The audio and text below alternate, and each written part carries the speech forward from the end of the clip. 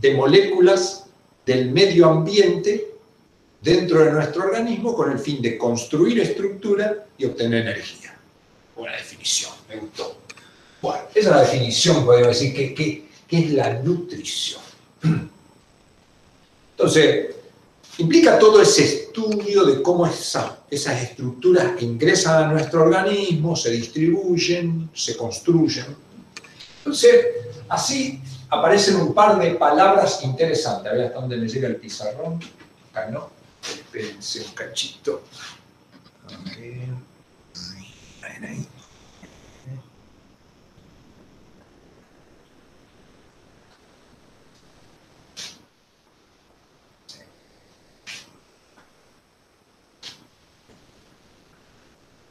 El medio ambiente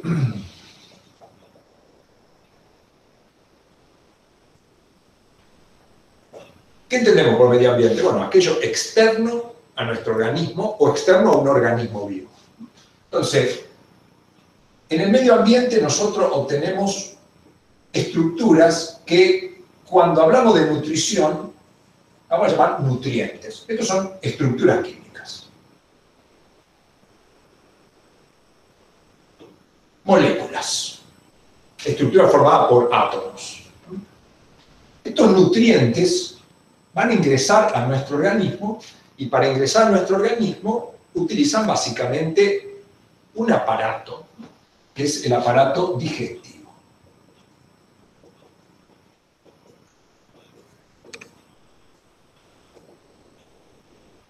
Por supuesto que todo depende, ya vamos a ver qué es lo que yo considero como un nutriente, pero dice, bueno, ingresan al aparato digestivo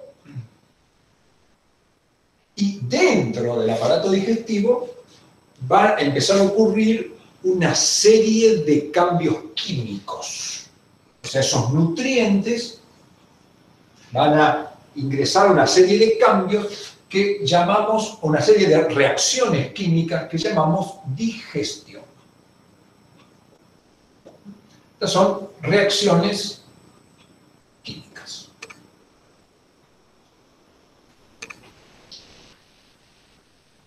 ¿Qué hacen estas reacciones sobre los nutrientes? Bueno, lo transforman en moléculas que podemos llamar absorbibles. Son en general moléculas más pequeñas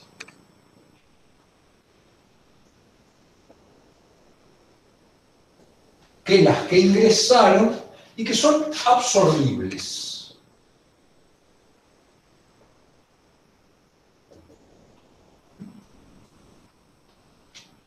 ¿Qué quiere decir que son absorbibles? Bueno, que van a pasar a la sangre y para eso van a tener que atravesar una mucosa, para lo cual van a usar en la mayoría de los casos transportadores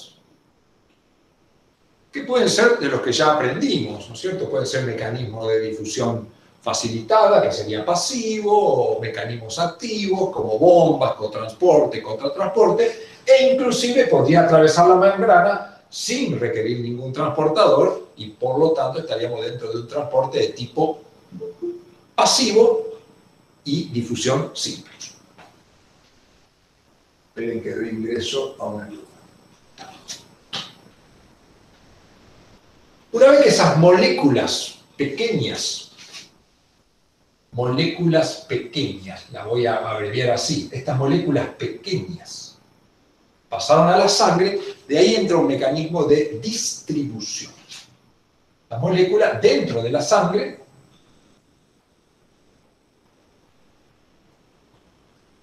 es un mecanismo de distribución, es un movimiento que va a ir de un lado a otro y va a ir, por este mecanismo de distribución, va a ir dentro de células.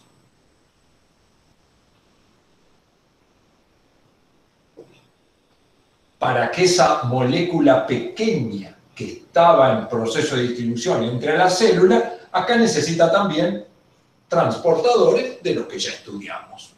Cada molécula tendrá un tipo de transportador diferente. Y una vez que esa molécula pequeña ingresó dentro de la célula, acaba de entrar en una serie de reacciones químicas que llamamos metabolismo. Es un gran conjunto de reacciones químicas que es inabordable para un solo ser humano en el mundo, tremendamente grande, y estas reacciones químicas pueden dentro de la célula, acá el esquema por ahí parece que es algo, pero bueno, esto va a ocurrir dentro de la célula en general, hacia la célula.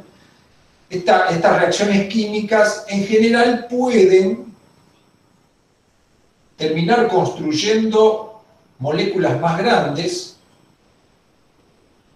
moléculas mayores de tamaño, ¿no es cierto? Y a esas reacciones que transforman las moléculas pequeñas en moléculas más grandes, que son reacciones de lo que llamamos metabolismo, se llama anabolismo. O sea, el anabolismo, que es la parte del metabolismo que transforma esas moléculas pequeñas en moléculas más grandes. Pero también estas moléculas pequeñas pueden ser transformadas en residuos,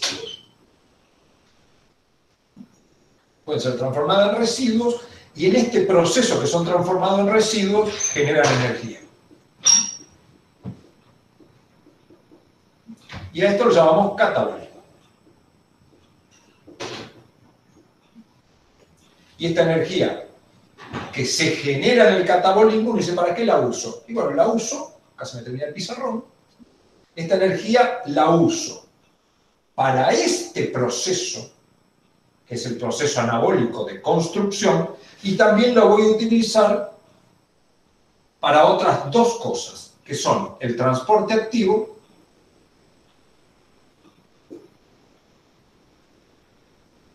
y el movimiento. Y este anabolismo, que dijimos que construye moléculas mayores, estas moléculas mayores básicamente tienen dos funciones. O son estructuras, o son reservas de energía.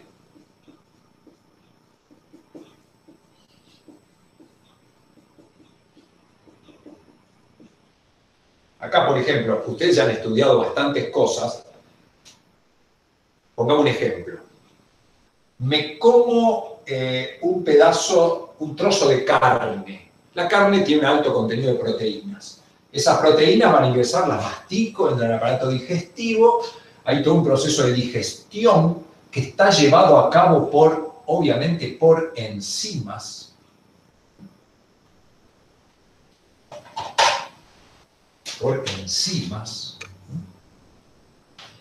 Y lo va a transformar en moléculas pequeñas. Si estoy hablando de las proteínas, esas moléculas pequeñas van a ser aminoácidos. Esos aminoácidos van a pasar a la sangre a través de transportadores, que son proteínas, y van a ser distribuidos y van a ir a los tejidos. Y ahí van a entrar el metabolismo. Algunos aminoácidos van a ir a un proceso anabólicos, que lo va a transformar en moléculas más grandes, que van a formar estructuras. Por ejemplo, esos aminoácidos van a entrar a procesos anabólicos, como ustedes estudiaron ya la síntesis proteica. La síntesis proteica es un proceso anabólico que ya estudiaron en detalle, que saben dónde ocurre, cómo ocurre, por qué ocurre, para qué ocurre, etcétera, etcétera. Y entonces, eso va a ir a formar estructuras. Entonces, ahí ya tengo un ejemplo, digamos, de nutrición prácticamente completo. Lo único que vamos a tener que ver es qué cosas ocurren acá, que todavía no lo he estudiado, y algunas otras cositas menores. Entonces, dentro de estas estructuras van a estar las proteínas, que voy a sintetizar yo, porque para sintetizar estas proteínas necesité la información genética.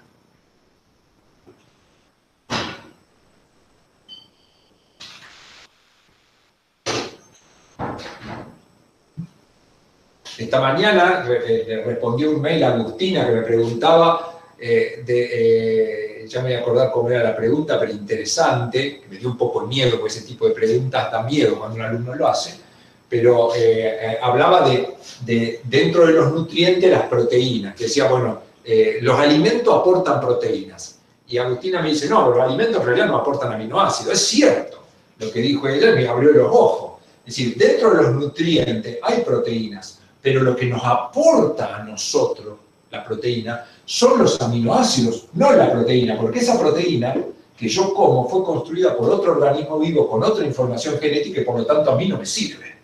Entonces, esa proteína está linda, una linda proteína, estructura terciaria, cuaternaria, puente disulfuro, todo lo que quieran, sí, pero fue construida con información genética que dentro de mi organismo, si ingresara, generaría una respuesta inmune, porque es extraña. Entonces, esa proteína, antes de ingresar a mi organismo, van al proceso de digestión, se transforman en aminoácidos y en realidad lo que yo obtengo de los alimentos son los aminoácidos y no la proteína. Por supuesto que la proteína es el mecanismo de llegada. Esa discusión, esa explicación la teníamos ya a la mañana y muy interesante. No se le ocurre a cualquiera cosa de ese tipo. Muy bien. Entonces, dentro de esta estructura voy a tener las proteínas, dentro de las cuales tendré enzimas, transportadores, inmunoglobulina, etcétera, todo lo que tengo que tener. Voy a tener, por ejemplo, fosfolípidos para formar las membranas, voy a tener ciertos glúcidos que tienen función estructural también, y por supuesto voy a construir en este proceso los ácidos nucleicos.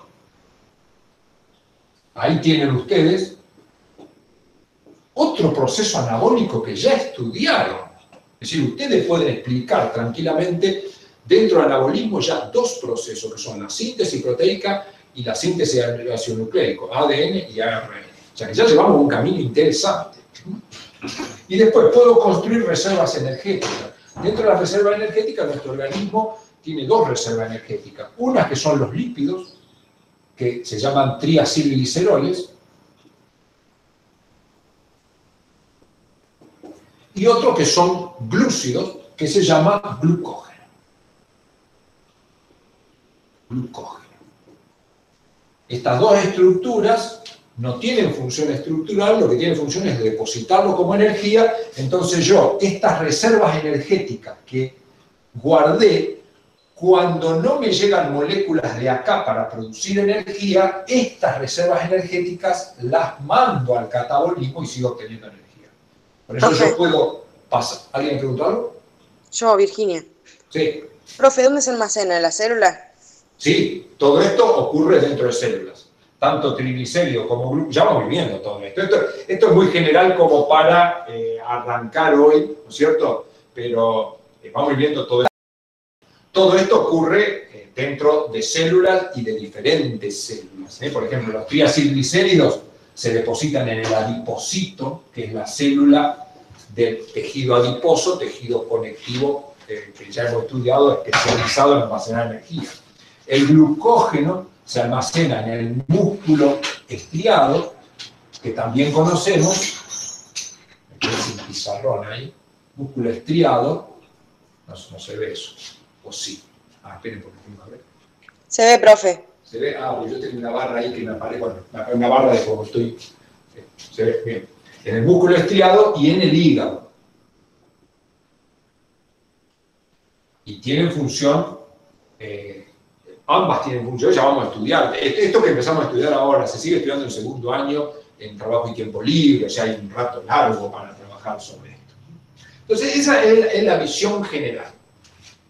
Yo les dije, acá el catabolismo va a generar residuos.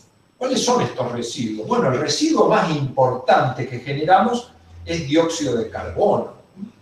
Y este dióxido de carbono se excreta a través del aparato respiratorio, que vamos a estudiar también en el segundo año.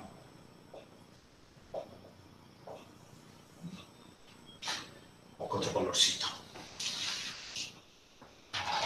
Es decir, que la digestión que ocurre en el aparato digestivo, uno dice, bueno, en esta área voy a estudiar el aparato digestivo. Sí, pero no está desvinculada del aparato respiratorio, porque el aparato respiratorio es necesario para excretar el dióxido de carbono, pero no solo para eso. El aparato respiratorio, que es el que me permite a mí interactuar con el aire, que es parte del medio ambiente, este aparato respiratorio trae oxígeno, que es necesario para que el catabolismo pueda producir la energía. Entonces, es clave el funcionamiento del aparato respiratorio con el aparato digestivo sincronizado. ¿Por qué? Porque, bueno, si yo como, pero no tengo oxígeno, me muero. ¿Por qué? Porque no puedo producir energía. Si no produzco energía, no hay transporte activo, no hay movimiento, ni hay anabolismo, no hay vida. Porque la vida es prácticamente esas tres cosas. Ahora, dentro de estos residuos, yo también genero, a partir de los aminoácidos fundamentalmente y a partir de los ácidos nucleicos, genero dos moléculas que se conocen como urea y ácido úrico. La urea es un producto de desecho que se origina de los aminoácidos, que contiene el nitrógeno, y el ácido úrico es un producto de desecho de las bases nitrogenadas de los ácidos nucleicos. Estos compuestos se excretan por el riñón, por el aparato urinario. Con lo cual uno dice, bueno, nutrición no es solo el aparato digestivo, tengo que tener en cuenta el aparato respiratorio porque es clave, tengo que tener el aparato urinario. La distribución se hace por el aparato circulatorio.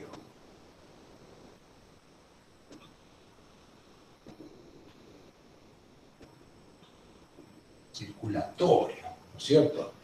La digestión es tremendamente, depende del funcionamiento de glándulas y del movimiento, y todo el proceso de digestión es influenciado por el sistema nervioso, tiene unos plexos interesantes, y el sistema nervioso lo que hace es coordinar el proceso de digestión en lo que respecta a las secreciones que se producen de las enzimas necesarias y de los movimientos musculares lisos para que se produzca el proceso de digestión. Y a su vez la digestión es influenciada, lo mismo que la distribución y el metabolismo, por el sistema endocrino.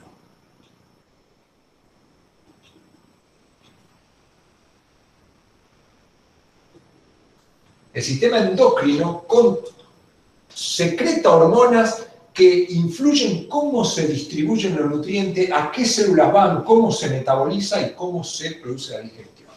Bueno, y si sigo así voy a poner todos los sistemas, porque en realidad no es independiente. Entonces, bueno, es una visión así general para que vayamos teniendo en cuenta. Lo que vamos a hacer en los minutos que nos queda es hacer un breve cuadro. Una cosa que quería recalcar acá, y es tremendamente importante el concepto. El proceso, analicemos la nutrición. La nutrición involucra, si uno quisiera desligarse del aparato, dice, bueno, involucra lo que ocurre en el aparato digestivo, olvidemos quién lo controla, pero la digestión es llevada a cabo por enzimas. ¿Qué hacen? Cortan enlaces químicos, rompiendo a moléculas más grandes que vienen dentro de los alimentos, transformándolas en moléculas más pequeñas. Las enzimas son proteínas y las enzimas que yo tengo dependen de mi información genética. Por lo tanto, el metabolismo es un carácter que se hereda. Si yo metabolizo bien a los lípidos y mi señora no, y mi gen es dominante y yo soy homocigota dominante, mis hijos van a metabolizar bien a los lípidos. O sea, la digestión de los nutrientes es un carácter fenotípico que tiene su correlato genotípico en los genes, y hay enfermedades por fallas genéticas en genes que codifican esas enzimas. Lo mismo pasa con los transportadores. Los transportadores son proteínas, cada transportador yo voy a tener dos alelos, uno dominante, uno recesivo, normal, anormal, etc. O sea, todo lo que aprendimos de genética, de herencia, se aplica acá. Y el metabolismo, ni hablar. Esto es catalizado todo por enzimas. Por lo tanto, el metabolismo es práctico. Yo diría que el metabolismo es más específico para un ser humano que la propia huella dactilar. ¿Por qué? Porque el metabolismo son miles de enzimas y es improbable que haya dos personas en este planeta que tengan los mismos alelos para todas las enzimas. Uno diría, sí, yo conozco uno, cuando son gemelos. Los gemelos idénticos tienen exactamente el mismo metabolismo porque tienen el mismo ADN, ¿no es cierto? Si no, entonces, esas cosas son tremendamente importantes de ir teniéndola presente, porque si no parece que se desliga. Y nosotros, bueno, acá vamos a hacer ejercicios, cuando estudiamos metabolismo vamos a hacer ejercicios aplicando las leyes de Mendel, para no olvidarnos que eso es totalmente aplicable. Entonces, todo esto, por supuesto, el sistema endocrino también tiene proteína, entonces todo este conjunto es una cosa propia de cada individuo. Por eso ahora, digamos, hay la medicina, ustedes van a enfrentar una etapa en la medicina, se está hablando mucho de la medicina personalizada. Uno dice, ¿qué quiere decir eso? Que me atiendan como una persona. No, la medicina personalizada es con el avance de la biología molecular, de la ingeniería genética y de la genética en sí, ya estamos a punto, digamos, la ciencia está a punto de poder caracterizar todos los genes que tiene un ser humano, entonces decir, usted tiene estos genes, entonces yo tendría que tratarlo de tal manera y alimentarlo de tal manera y hacer tal cosa.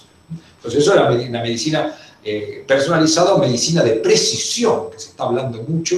Y en esto con el coronavirus también salieron algunos a hablar de la medicina de precisión, porque claro, el coronavirus no me hace lo mismo a mí que a otra persona. Y dice, ¿por qué no nos hace lo mismo? Y porque el coronavirus para hacer efecto tiene que interactuar con proteínas y no todos tenemos las mismas proteínas, entonces no a todos nos hace el mismo efecto.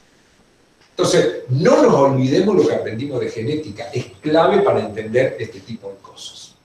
Bueno, muy bien. Vamos a hacer una clasificación de nutrientes. Lindo el pizarrón, ¿eh? Impresionante. Vamos a ver. Sí. Es por eso que estaba viendo el cuaderno del alumno, Sí. y hay una parte que dice los humanos en relación a la segunda ley. ¿Tiene que ver con la segunda ley de Mendel? No, supongo que ahí hay una relación con la segunda ley de la termodinámica. Perdón, los seres vivos. Sí, supongo, o sea, todo esto lo podemos analizar desde el punto de vista de la primera, segunda ley de Mendel, desde el punto de vista de Mendel. Donde hay proteínas, hay genes, y donde hay genes se puede analizar con las leyes de Mendel. Por supuesto, si la herencia es una herencia relativamente mendeliana, como uno dice, pero hay casos de herencia que son complicadas, son poligénicas. Sí, tiene que ver con esa segunda ley, y en el texto de la bibliografía te lo relaciona ya. Te habla de las leyes, primero la termodinámica y después te lo relaciona. Claro, termodinámica, la próxima clase. Sí, está en el Curtis. La próxima clase vamos a empezar a ver algunas cosas. Es un tema que no nos tenemos que desesperar. Para mí ha sido uno de los temas, y sigue siendo uno de los temas más difíciles que he enfrentado en mi vida, la termodinámica, porque es un enfoque físico-matemático del ambiente, del medio biológico, lo cual requiere un grado de abstracción bastante complicado, pero eso vamos a dedicar una clase especial a eso y estudiando lo mínimo y necesario como para poder entenderlo. Bueno, ahora quiero, para terminar hoy, hablar de nutrientes. ¿Qué son los nutrientes? Son moléculas del medio ambiente que habitualmente fueron construidas. Para que yo considere algo nutriente, tiene que ser, no cualquier cosa es nutriente. Si yo como telgopor, no es nutriente. Si como ladrillo, no es nutriente. ¿Qué son los nutrientes? Son aquellas moléculas que pueden ser sometidas, en general, a procesos de digestión, o no, pero que fueron generadas por otro organismo vivo. O sea, estos nutrientes vienen de otro organismo vivo. Por supuesto, no hace falta que esté vivo cuando yo lo incorpore. Pero no existe forma, digamos, los seres vivos no podemos vivir, los seres vivos como los seres humanos, ya vamos a ver que otros sí, los seres humanos no pueden vivir si no incorporan nutrientes que fueron construidos por otro organismo vivo. Entonces yo debo matar a otro organismo vivo o esperar que se muera, ¿no es cierto? Esa es una alternativa, pero no hay otra forma. Entonces, dentro de estos nutrientes, yo tengo dos grandes grupos. Los macronutrientes y los micronutrientes.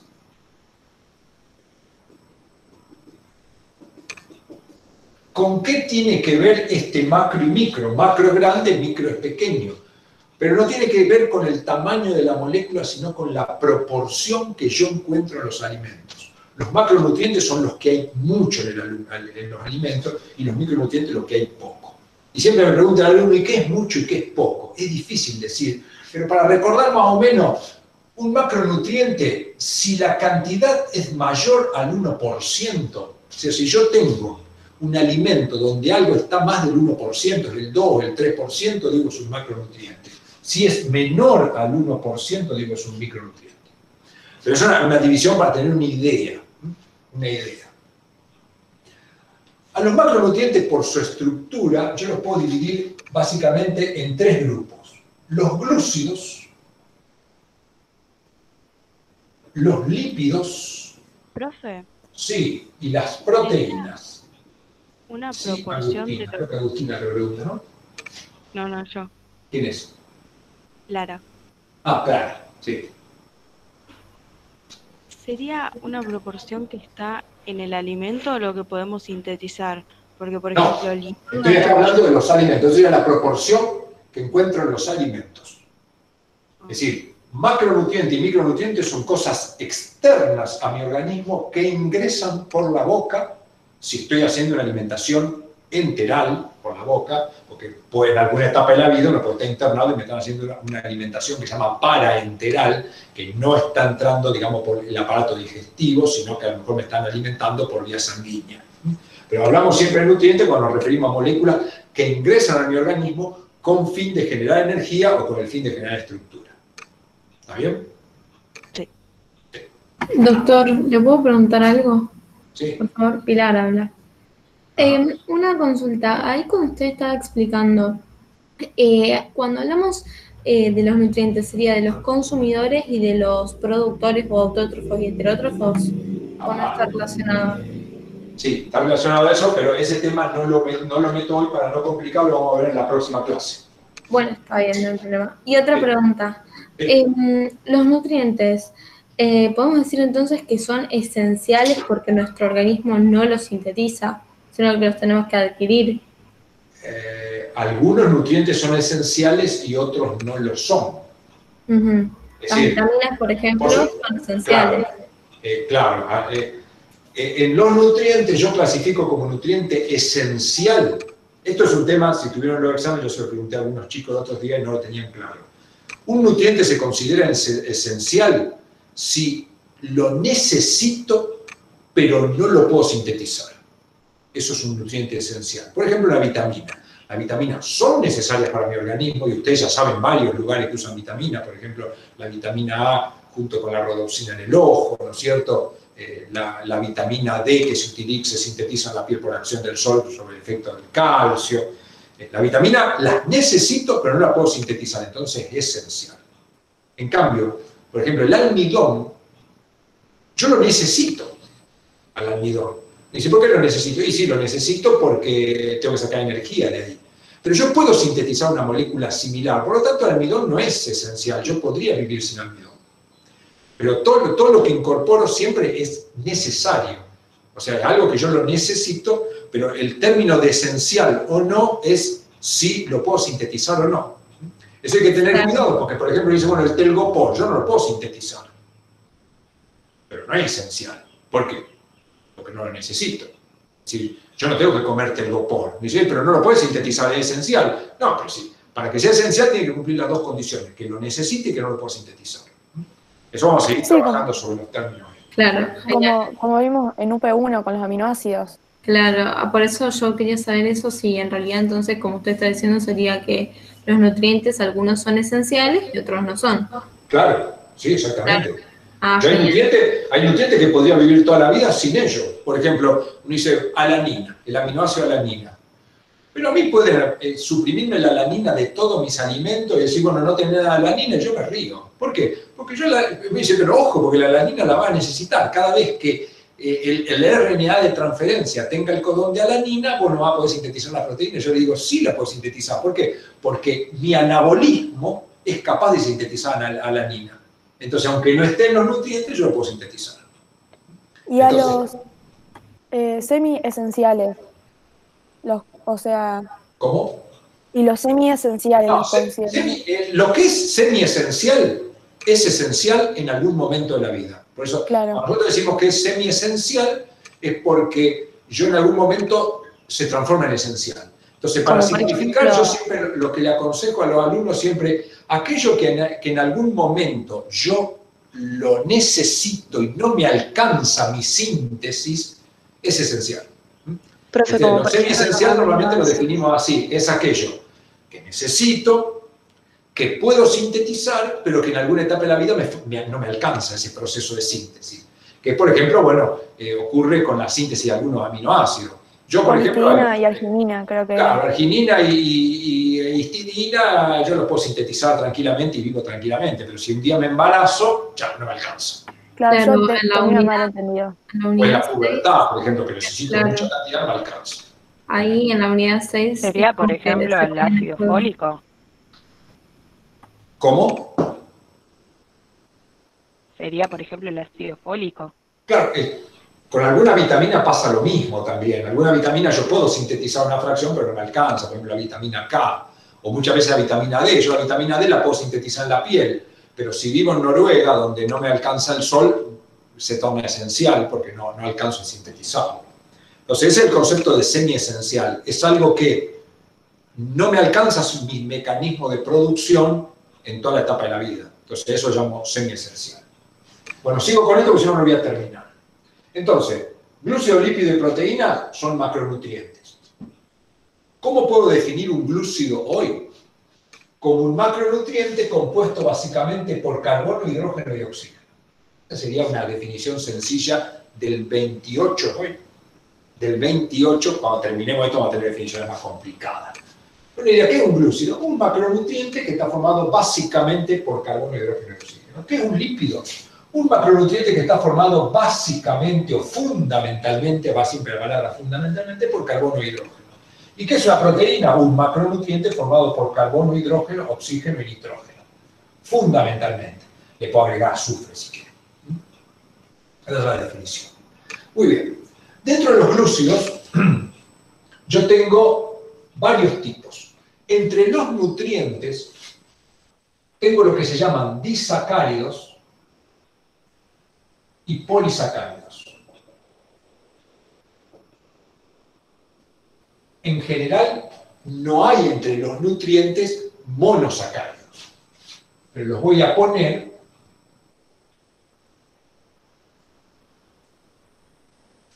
pero en general no están dentro de los nutrientes.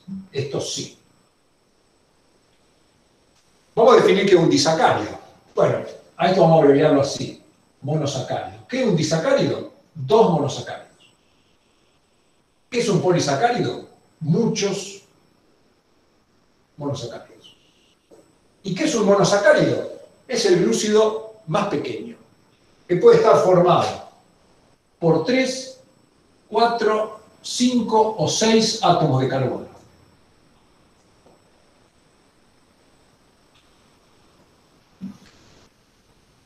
Eso sería un monosacárido. O sea, hoy la definición de monosacárido, ¿qué es? Digo, bueno, es un hidrato de carbono que puede estar formado por 3, 4, 5 o 6 átomos de carbono y es el hidrato de carbono más pequeño, que va a dar origen a disacáridos. Los monosacáridos, lo voy a poner en azul, los monosacáridos son una tracalada. Los más importantes, los que vamos a estudiar en nutrición, son 3. Glucosa, fructosa y galactosa. Y ahí ya tenemos 3 nombres propios, pero también sabemos la definición. ¿Qué es la glucosa? Un monosacárido. ¿Qué es la fructosa? Un monosacárido. ¿Qué es la galactosa? Un monosacárido. O sea, dicho de otra manera, ¿qué es? Glucosa, fructosa y galactosa son glúcidos pequeños que van a dar origen a otros glúcidos como los disacáridos y los polisacáridos. Dentro de los disacáridos, hoy vamos a estudiar 2 y a lo largo de nutrición prácticamente vamos a estudiar esos 2. La sacarosa y la lactosa. Están formados por 2 monosacáridos. La sacarosa es fructosa unido a glucosa y la lactosa es galactosa unido a glucosa. La sacarosa es el azúcar común que compramos en el supermercado y que le ponemos al café, y la lactosa es el azúcar, o mejor dicho, el glúcido, el disacárido que encontramos en la leche, básicamente. Y dentro de los polisacáridos tenemos varios grupos, pero hoy vamos a simplificarlo. Dentro de los polisacáridos, el más común es el almidón. Vamos a poner azul, por ejemplo.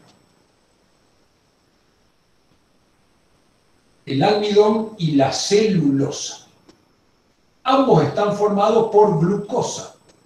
Por supuesto, como son poli, no va a ser ni una ni dos, van a ser miles de moléculas de glucosa. El almidón, ¿dónde lo encuentro? En todo lo que está hecho por harina, en las papas y no muchas cosas más. Es decir, todo lo que esté hecho por harina, si uno va al supermercado, todo lo que esté hecho en base a harina tiene una gran proporción de almidón. Por supuesto no es puro. Y después, la celulosa, ¿dónde lo encuentro? Lo encuentro en todo lo que son tallos y hojas vegetales. Los tallos como el apio, la hoja de apio, lechuga, selga, radicheta, rúcula, endivia, lo que quieran buscar, repollo, todo eso tiene celulosa. Entonces, esos son los principales glúcidos que nosotros vamos a estudiar. Poquitos.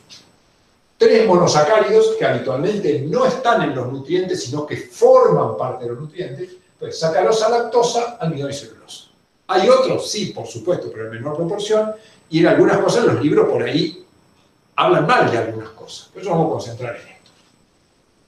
Dentro de los lípidos que actúan como nutrientes, básicamente lo que tengo son lo que se conocen como triacilgliceroles. Vamos a poner azul porque es el nombre. Triacilgliceroles. Esos son los principales lípidos que forman parte de los nutrientes. Estos triacilgliceroles, si yo voy al supermercado, encuentro bajo 2 formas. Como aceites o como grasas. Es decir, líquido y sólido.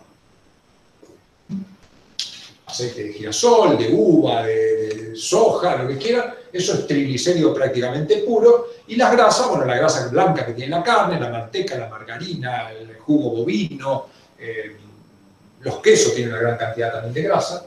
Pero digamos, el ejemplo más clásico de esto es manteca y aceite. Entonces, esos son los principales lípidos que cumplen el rol de nutrientes. Por supuesto, los lípidos sabemos que cumplen forma estructural, como fosfolípidos, por ejemplo, pero lo estudiamos en otro lado. Y esto después lo vamos a ver, que sea líquido, que sea sólido, depende de que tenga dobles enlaces o que solo tenga simples. Eso lo estudiamos cuando estudiamos la fluidez de la membrana. Perdón, al revés. Doble si es líquido, simple el enlace si es sólido. Las grasas son lípidos saturados, porque tienen simple enlace, los aceites, No se ve lípidos ahí. insaturados. ¿Qué pasó? Ahí no se No ve. se ve lo No. que puse recién de los... No le escucho. No se ve. Lo de los enlaces. No se ve. Lo de doble enlace. Esto acá. Los aceites tienen doble enlace, estos tienen simple enlace, carbono-carbono.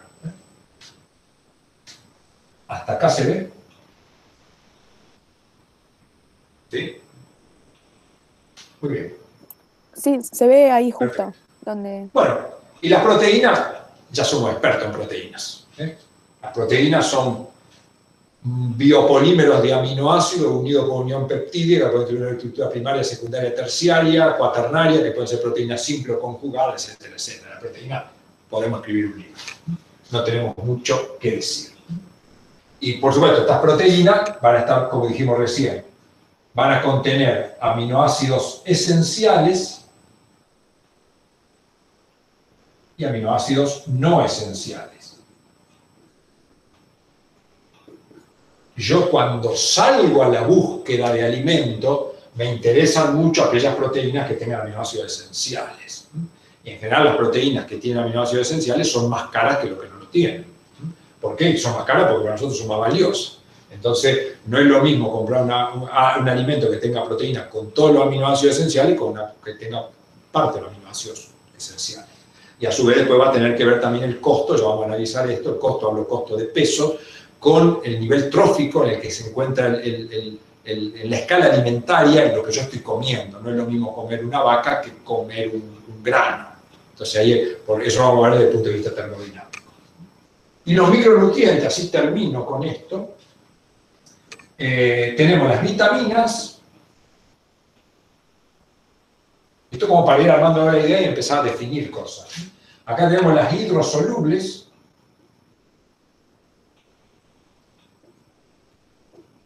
que son aquellas que se disuelven en el agua, dentro de las cuales tengo la vitamina C o ácido ascórbico y el complejo B,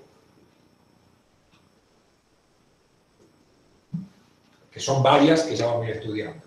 Y después tenemos las liposolubles,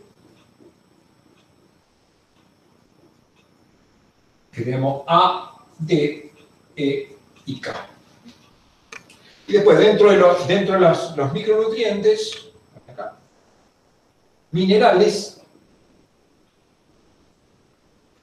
¿Los minerales qué son? Bueno, en general los minerales son estructuras químicas inorgánicas. Vamos a empezar por los que conocemos, que ya sabemos para qué sirven. Sodio y potasio. ¿Para qué sirven? ¿Se acuerdan? Básicamente es para el establecimiento de potencial de membrana y conducción de potencial de acción. Calcio. También sabemos. Proceso de calcificación, osificación. Magnesio, lo vamos a ver un poco más acá. Cloruro, y no mucho más. El fosfato. Vamos a ponerlo como P. Fosfato. Bueno, con eso más o menos estamos. Bueno, por hoy vamos a dejar para acá. Lo que tenemos que empezar a hacer es a organizar las cosas. Esto es una buena organización como para empezar y buscando, como siempre, claridad en las definiciones.